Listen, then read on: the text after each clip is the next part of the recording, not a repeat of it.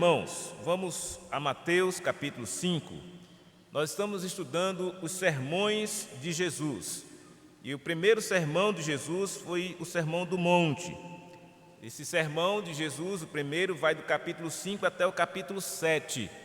São 5 sermões, grande discurso de Jesus no Evangelho de Mateus. E nós vamos destacar esses 5 sermões de Cristo durante esses primeiros meses do ano. Nós vamos estudar sobre esses sermões de Jesus. E é certo que vamos tirar lições preciosas para as nossas vidas e que essa palavra continue alcançando os corações de todos quanto ouvem a palavra do Senhor. E o tema que eu escolhi para hoje é: o cristão é o sal da terra. Porque nós vamos ler apenas o versículo 13 de Mateus 5. Nós estudamos o capítulo 5 de 1 a 12, onde nós vimos sobre a bem-aventurança. As bem-aventuranças tratam do caráter cristão, as características de um cristão. Nós já estudamos sobre isso. E o resultado daqueles que assim vivem as suas vidas caracterizadas por essas coisas que foram ensinadas por Jesus. Eles são bem-aventurados, ou seja, são felizes, são abençoados. E agora ele vai tratar a respeito do discipulado do cristão, que deve ser o sal da terra. Ele faz uma afirmação. Jesus assim então se dirigiu para aquela multidão de pessoas que estava ali ouvindo o seu primeiro sermão, e ele assim o disse: vós sois o sal da terra. Ora, se o sal vier a ser insípido, como lhe restaurar o sabor? Para nada mais presta senão para, lançado fora, ser pisado pelos homens. Então esse foi a mensagem de Jesus que ele emitiu durante esse primeiro sermão, diríamos assim, o segundo ponto, trazido por Jesus. O primeiro a respeito do caráter cristão, das bem-aventuranças. O segundo ponto de respeito a como essas pessoas, como esses cristãos, como esses servos, esses discípulos que estão ali a seguir Jesus, devem demonstrar mudança, devem demonstrar transformação de vida. E essa transformação se caracteriza, como ele está dizendo, como um sal. Ele está usando a metáfora aqui da figura do sal. Todos nós sabemos que o sal, ele tem uma capacidade dada por Deus, porque Deus foi que criou todas as coisas. O sal, ele é branco, o sal, ele tem sabor, o sal, ele tem um aroma, mas o sal também tem um poder de preservar o alimento e tantas outras coisas. E o sal, ele tem uma característica que é antisséptica, E o que é uma característica antisséptica? É aquela substância que serve para retardar a deterioração. Então, o sal é utilizado para preservar o alimento. No passado, quando não se tinha geladeira, o que se fazia com as carnes e os alimentos? Salgava para preservar. Mas também tinha uma característica que ele usa aí: olha, se o sal vier a ser insípido, de que vai valer? Então, essa condição de ser insípido é ser sem sabor. Um sal sem sabor serve para quê? Para nada. Não tem valor de nada. Não vai nem preservar o alimento, não vai ter sabor, não vai ter aroma, não vai fazer aquilo que se esperava que fizesse de um sal em suas condições normais. Mas o sal, quando ele está então fazendo aquilo que é da sua natureza, da sua característica, ele vai dar sabor, ele vai preservar. E aí é onde vem a aplicação interessante dessa colocação que Cristo está fazendo aqui. Embora a ideia seja exatamente a de preservação ou de retardo, de combate à deterioração espiritual, como por exemplo, o sal, ele retarda a deterioração. Já a vida cristã, a nossa vida, também deve combater a corrupção moral, à corrupção espiritual que há no mundo em que nós vivemos. Então, a corrupção que há no mundo, ela tem que ser detida, ela tem que ser combatida. E de que maneira nós, enquanto cristãos, sendo nós o sal da terra, conforme Jesus está nos dizendo, vamos fazer isto? Exatamente indo contra a tudo aquilo que outrora nós também fazíamos parte. Nós também, antes de conhecermos a Cristo, vivíamos uma vida de deterioração, vivíamos uma vida de trevas, vivíamos uma vida de um sal sem sabor, um sal insípido, ou seja, não prestava para nada. E é exatamente a condição daqueles que estão aí na impiedade deste mundo. Estão vivendo nessa impiedade, não conseguem de forma alguma perceber o risco e o perigo que estão passando. Mas o sal, quando nós temos as características do sal, nós vamos combater a deterioração, porque nós vamos trabalhar para preservar a nossa fé que recebemos de Deus. Por isso que o Senhor Deus disse lá, quando escreveu a carta de Judas, né, que nós deveríamos lutar, batalhar, né, pela nossa fé, que de uma vez por todas foi entregue aos santos, né, conforme está aqui em Judas.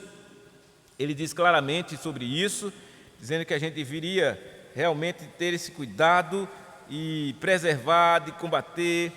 Devemos também preservar a nossa fé, né? Ele diz aí no versículo 3, amados de Judas, quando empregava toda a diligência em escrever-vos acerca da nossa comum salvação, foi que me senti obrigado a corresponder-me convosco, exortando-vos a batalhardes diligentemente pela fé que uma vez por todas foi entregue aos santos. Batalhar pela fé. Nessa batalha pela fé, nós vamos preservar essa fé. Nós vamos combater tudo aquilo que é contrário a ela. E a palavra de Deus, ela nos mostra em várias ocasiões situações como o Senhor nos leva a entender a importância de a gente preservar-nos como sal neste mundo. Além da questão da preservação contra a corrupção, há também de preservarmos o sabor. Porque se nós não tivermos o sabor, e como é agradável, né, saborear uma comida onde o sal está no ponto. Eu lembro-me de algumas ocasiões de pessoas que têm problemas com hipertensão, por exemplo, né, que não é recomendável que essas pessoas, né, façam uso do sal em demasia, porque faz mal, né? O sal em demasia vai provocar uma situação, né, ruim em quem sofre de hipertensão arterial. Aí eu me lembro que, conhecendo algumas pessoas que assim sofrem com a questão da hipertensão arterial, a pessoa diz assim, como é que eu fui no médico e o médico disse que é para tirar o sal da comida. Aí a pessoa diz, é impossível, como é que a gente vai comer uma comida sem sal? Por quê? Porque quando a comida está sem o sal, o que é que acontece? Ela fica sem sabor e fica intragável, né? A pessoa, eu me lembro quando às vezes ia visitar alguém em hospital, e aí aquela comida bem, não é? Sem muito sabor, porque não pode realmente ter muito sal. E aí as pessoas, quando vai comer na casa de alguém, e a comida está sem o sal, dizem, olha, essa comida é de hospital, é comida de doente, não tem sabor. Então, há tudo isso realmente, essa ideia do sal que dá sabor, ele é tratado também nas Escrituras. A importância de dar sabor, né? Nessa característica, embora saibamos que aqui no texto Jesus está levando-nos a entender essa questão realmente do combate à corrupção, mas também a ideia de dar sabor, de preservar o sabor, porque se ele vier a ser insípido, ou seja, sem sabor, não serve para nada. E veja como aconteceu na ocasião em Lucas 2, versículo 13, há esse seguinte registro, ele relatando, né, sobre, na verdade não é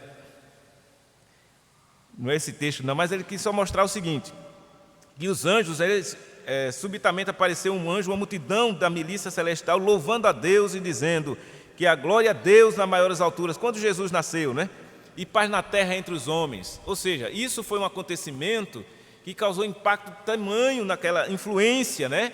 Naquele momento na história do mundo, e por causa desse evento da vinda de Jesus, do nascimento de Cristo, veja, isso foi tão importante, tão influente, que até hoje nós aqui estamos graças àquele momento da história em que Cristo nasceu, porque Cristo nascendo trouxe a salvação.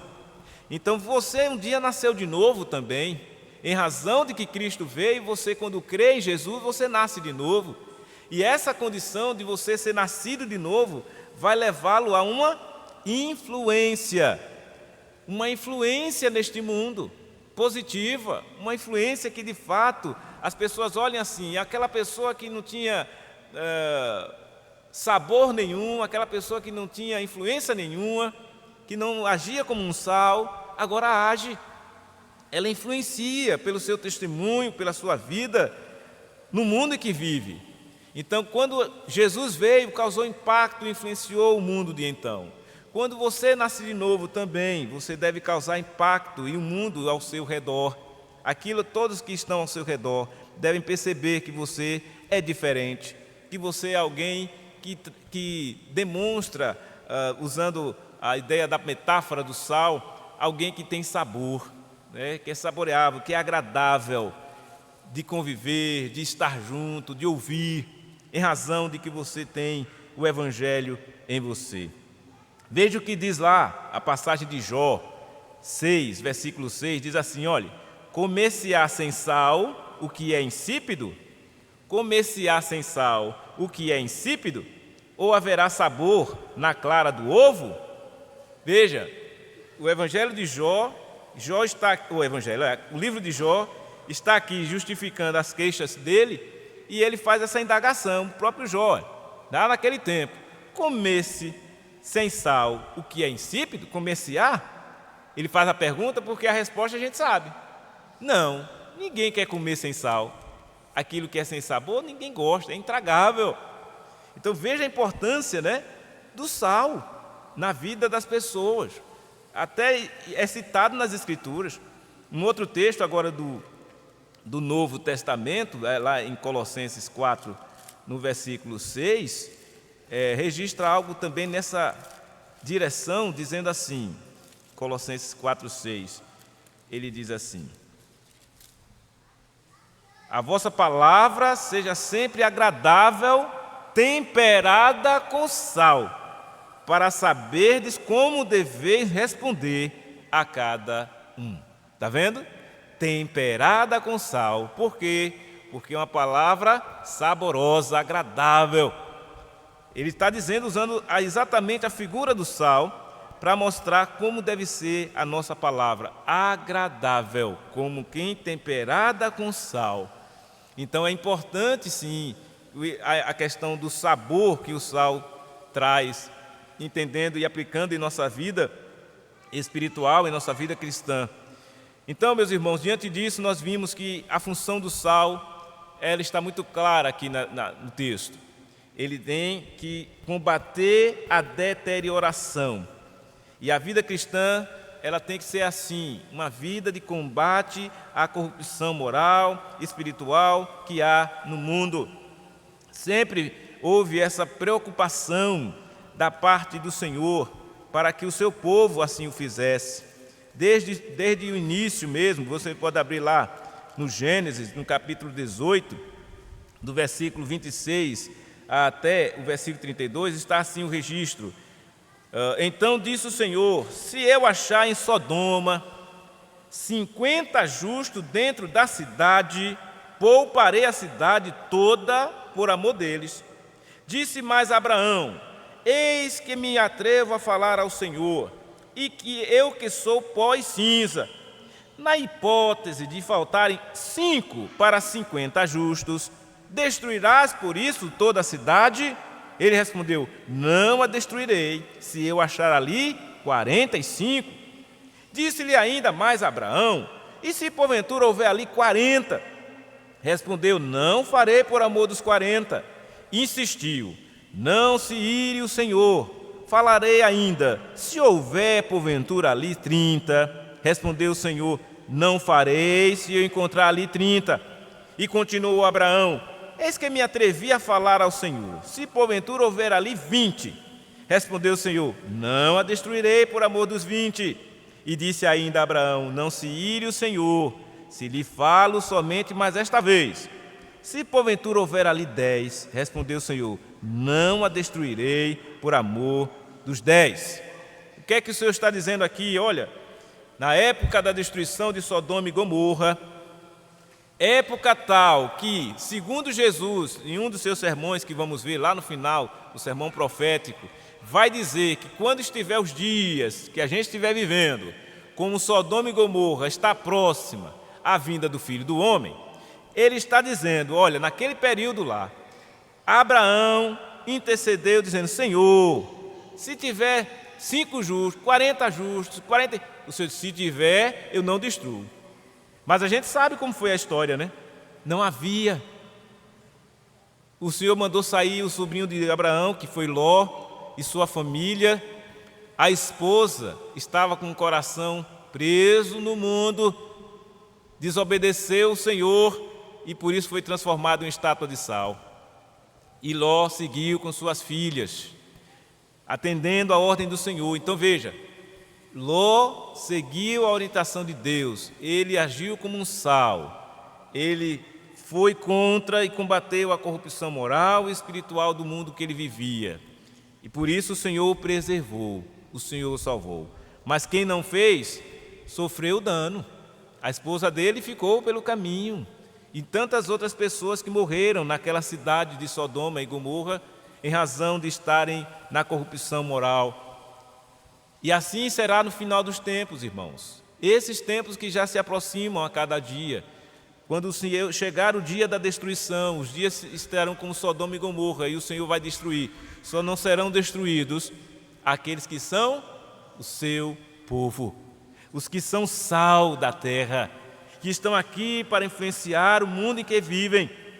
E aí isso tem muito a ver conosco, com cada um de nós que aqui estamos já salvos pela graça de Deus em nossas vidas.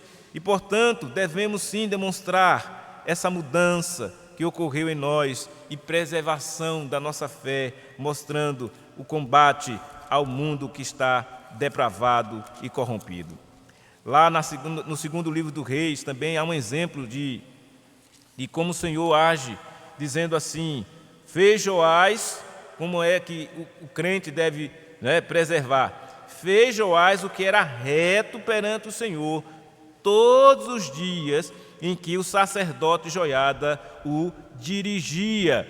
Então vejam, o irmão aqui, o rei Joás, foi conduzido por um homem chamado Joiada, o sacerdote, que o instruiu a ser o sal naquele tempo. E ele foi o sal, seguindo tudo que era reto perante o Senhor. E por isso o Senhor o abençoou. E por isso ele viveu uma vida, mesmo em um mundo corrompido, como era, idólatra, que era naqueles tempos, como é hoje. O mundo estava, como sempre esteve, em perversão espiritual, em perversão moral, mas o Senhor preserva os seus filhos, o Senhor preserva o seu povo. E isso é importante entendermos, irmãos, que não devemos desanimar em nossa luta para preservar a nossa vida moral e espiritual diante do Senhor. Devemos batalhar sim, em razão de que o Senhor nos resgatou e nos fez o seu povo. Então a vida cristã, ela tem esse aspecto pela função do sal de combate à deterioração. E outro aspecto, irmãos, que eu queria trazer para a gente já ir para a conclusão, é que o sal, ele age secretamente.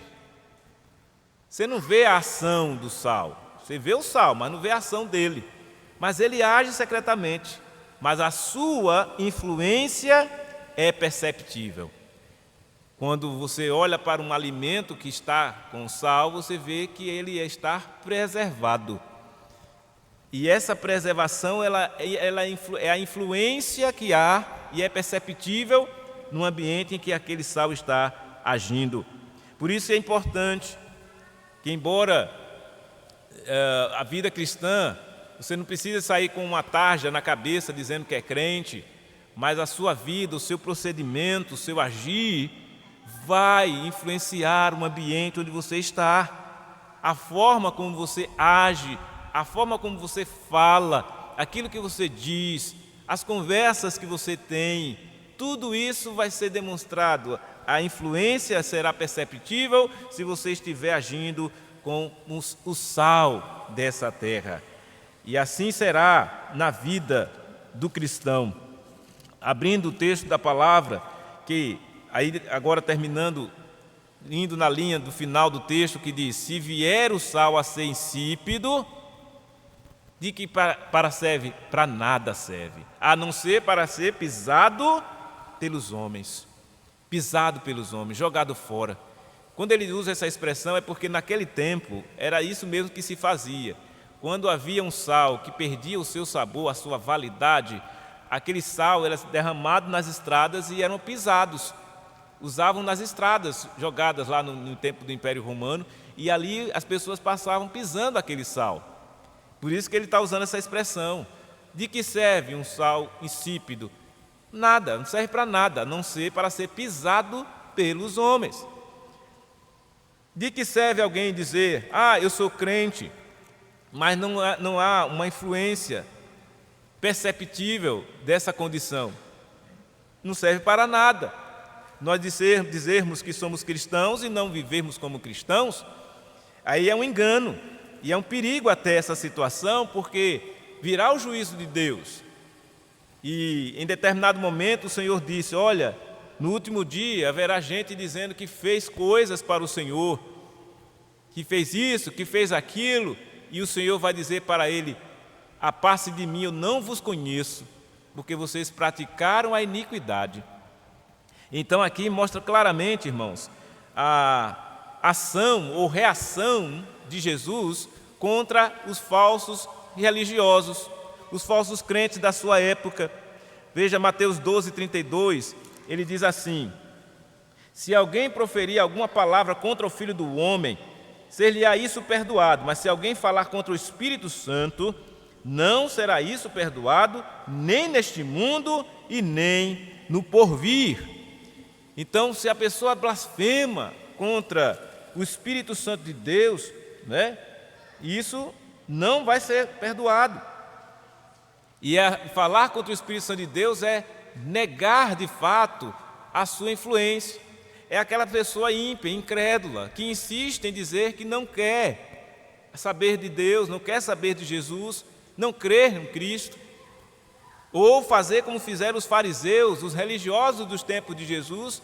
Jesus então cura um homem, ou melhor, expulsa um demônio de um homem, e os religiosos da sua época dizem que Jesus expulsou pelo poder de Beelzebul. Uma blasfêmia, atribuir uma obra que foi de Deus, do Espírito de Deus, a um demônio. Aí é um pecado imperdoável, é uma blasfêmia contra o Espírito Santo de Deus. E ele diz: olha, cuidado com isso, porque tem muita gente que vai chegar diante de Deus e usar essa expressão, dizendo que fez coisas para Deus, que viveu na religião A, B ou C. Eu fiz tudo certinho na minha religião, mas não é isso que salva. O que salva é nascer de novo, é crer em Cristo Jesus, é ser sal na terra. E nós já estudamos a carta aos Hebreus, e no capítulo 6 dos Hebreus, versículos 4 e 6, ele mostra uma situação assim, não é? De pessoas que foram iluminadas, receberam o conhecimento da palavra, do Evangelho, mas elas acabaram apostatando, deixando a fé, e por isso seriam certamente, não usufruiriam da vida espiritual. Hebreus 6, versículo 4 a 6, ele assim descreve: é impossível, pois, que aqueles que uma vez foram iluminados e provaram o dom celestial, e se tornaram participantes do Espírito Santo, e provaram a boa palavra de Deus, e os poderes do mundo vindouro, e caíram. Sim, é impossível outra vez renová-los para arrependimento, visto que de novo estão crucificando para si mesmos o Filho de Deus e expondo-o à ignomínia. Então vejam, ele descreve pessoas que aparentemente, eu diria, são crentes, conheceram a verdade, provaram a palavra, viram Deus fazer coisas, milagres e tantas outras coisas, e mesmo assim caíram. Ele diz, olha, quem assim procede é impossível renová-los para arrependimento. São pessoas que não são sal, perderam o sabor, porque enquanto estava ali no ambiente, estava usufruindo do sabor, da condição de estar no ambiente cristão, de estar na igreja, de conhecer a boa palavra de Deus, mas abandonaram, apostataram. Esses então não estavam de fato sendo sal na terra. Por isso não influenciou em nada, perdeu o sabor, ficou sem sentido e sem valor algum. Não tem parte com o Senhor, não tem parte com o povo de Deus. Mas, portanto, irmãos, a conclusão a que chegamos é que a palavra de Jesus, de maneira bem direta, quando ele diz, vós sois o sal da terra, ele está afirmando para nós, que aqui já estamos crentes em Jesus, que a nossa influência, ela tem que ser perceptível nesse mundo. Como nós vamos ver na semana que vem, se Deus assim nos permitir, quando ele vai dizer que nós somos a luz do mundo, o sal e a luz do mundo. Como sal, ainda que hajamos de maneira secreta, mas a influência vai ser perceptível. Por que secreta? Porque a ação do sal, nesse caso aqui, é no combate à corrupção. E esse combate se dá interiormente, é no nosso coração. É aquele processo de santificação que começou naquele dia que você nasceu de novo. Esse processo continua. E é esse processo de santificação que é esse combate à deterioração. É nesse processo de santificação que você está demonstrando que, de fato, você é o sal da terra. E o cuidado que devemos ter é no alerta que Jesus Cristo mesmo faz. Se o sal vier a ser insípido, para que serve? Para nada. Então, cuidemos, irmãos, para que não nos tornemos insípidos, mas zelemos por uma vida que preserve o combate à deterioração moral, o combate à deterioração espiritual, mas também o agir, ainda que de maneira imperceptível aos olhos humanos, mas certamente influente no mundo em que estamos, no ambiente em que estivermos, que sejamos sal, que as pessoas percebam no nosso agir, na questão da honestidade, na questão do que é certo, no fazer o que é certo, mesmo que demande uma perda em algum sentido, mas que seja fazer o certo, porque assim nós vamos estar honrando e glorificando o nome do Senhor e também demonstrando com a nossa vida que de fato somos o sal da terra. Que Deus assim nos abençoe e que nos ajude na nossa caminhada a cada dia mais sermos esse sal que o Senhor já afirmou para nós. Vós sois o sal da terra. Oremos. Ó Deus, nós louvamos e bendizemos o Teu nome e agradecemos ao Senhor por esta condição que o Senhor nos traz nesta manhã, através da Tua palavra, de que somos o sal da terra. E como tal, ó Deus, sejamos influentes no nosso meio em que vivemos, quer seja no trabalho, quer seja no lar, quer seja na escola, onde quer que vá, nós sejamos um sal. E como sal, ó Deus, sejamos também, demos sabor, a nossa palavra seja temperada como sal, que a nosso viver seja agradável, que a nossa companhia, onde quer que cheguemos, seja agradável, não para satisfazer as vontades do mundo, mas sim, ó Deus, para satisfazer a Tua vontade, para ser agradável como o Senhor quer que sejamos. e também experimentemos, conforme diz a Tua palavra, que à medida que fomos transformados pela renovação da nossa mente, nós experimentemos a boa, perfeita e agradável vontade do Senhor. Assim nós oramos, ó Pai, crendo firmemente naquilo que o Senhor há de fazer por nós. É em nome de Cristo, então, que assim oramos agradecidos. Amém e amém. Então, meus irmãos, que Deus assim nos abençoe. Conforme nós já sabemos, alguns avisos importantes, irmãos, antes da gente dividir aqui, não dividir